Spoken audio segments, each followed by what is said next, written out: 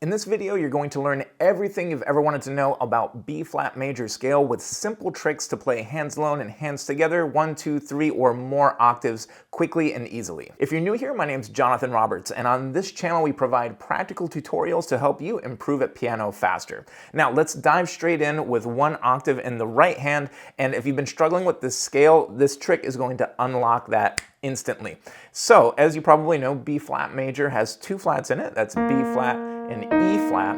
And on this channel, we always teach scales using finger groupings, so we don't obsess about individual fingers, 2, 1, 2, 3, 1, 2, 3, 4, but rather we think about finger groups, meaning the number of fingers that you play before a thumb goes under or a finger goes over. So starting with one octave, B-flat major in the right hand, it's pretty simple. You start with second finger on the B-flat, and then get your thumb to this C, and then from this point, all you'll do is play a group of 3, meaning 3 fingers, thumb goes under, and then you'll play a group of 4. Easy as can be. And then you just follow that group of 4 back, cross third over for a group of 3, and then cross second finger to get back to your tonic. Now, a strategy you can use to practice this is playing those finger groupings in clusters that can really help with the muscle memory. So for this scale, that would be B-flat, 3 fingers together, 4 fingers together, and then to come backwards, 4 fingers together, 3 fingers together, second finger. And then when you play the scale as is, it makes so much more sense because you're just thinking about really 2 things rather than 8 things if you're thinking about every single finger. And then to do more than one octave, it's very simple. You're just going to alternate finger groups 3, finger group 4, 3, 4 until you're ready to turn it around. Then you'll end with a group of 4. And that'll work for 2, 3, 4, or more octaves. I'll show you with a 2 octave example to start. So again, second finger, thumb to C, group of 3, group of 4. I'm going to keep going, so group of 3 and group of 4. And then coming back, group of 4, group of 3, group of 4, group of 3, and then back to my starting note. If I want to do 3 octaves, 3, 4, 3, 4, 3, 4, and then I just follow it back. 4, 3, 4, 3, 4, 3, and then cross my second finger over. Now, for the left hand, it's a similar trick, just kind of flipped. We're going to start with a group of 3 here. And so for this one, we'll start with 3, 2, 1, fourth finger crosses for a group of 4, and then we cross second finger over to grab that top note. And again, you can cluster this to practice that. So 3, 4, and then I cross my second finger over, 4, 3. And once again, I can do more than one octave pretty easily by just alternating 3, 4, 3, 4, and then when I'm ready to turn it around, I'll cross with my second finger, and then I'll head back in the opposite direction. So for a 2 octave scale, group of 3, group of 4, group of 3, group of 4, I'm ready to end, so I'll cross second finger over, and then I head back down. Group of 4, group of 3, group of 4, group of 3. And again, for a 3 octave scale, group of 3, 4, 3, 4, 3, 4, cross second finger to end it, and then come back. Group of 4, group of 3, group of 4, group of 3, group of 4, group of 3.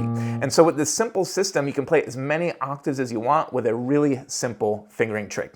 Next, we're going to take a look at B-flat major scale hands together, and there are some tricks that'll be helpful with this. The finger groups that you did for hands alone will be helpful. It's always a good idea to try these hands alone before hands together, but I'm going to show you some different tricks and rules that are going to make hands together so much easier. So once again, you're going to start with third finger in the left hand, second finger in the right hand, and so your first kind of goal is to get comfortable getting to this C with second finger in the left hand, thumb in the right hand. And then as we proceed, there's one rule you're going to follow that will unlock the entire scale, and that's as you approach a flat, whether that's E-flat or B-flat, the leading hand, I'll often refer to the leading hand and the trailing hand because that allows us to follow the same rules going up and down, just the roles of the hands change. So on the way up, the leading hand, when approaching a flat, will just go to the next finger, in this case a 3.